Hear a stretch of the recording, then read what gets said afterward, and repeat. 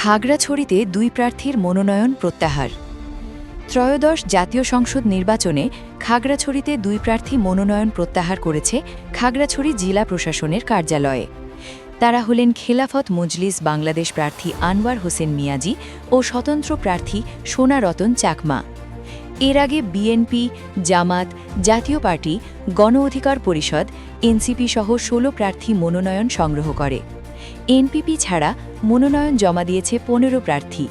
এর মধ্যে দুই প্রার্থীর মনোনয়ন বাতিল করে ১৩ জন প্রার্থীর মনোনয়ন বৈধ ঘোষণা করা হয়।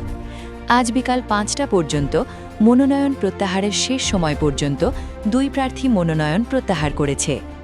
মনোনয়নপত্র প্রত্যাহারের সর্বশেষ দিন ছিল আজকে আমাদের নির্ধারিত সময়ের মধ্যে আমরা দুইজন প্রার্থী মনোনয়নপত্র প্রত্যাহারের জন্য আবেদন করেছেন।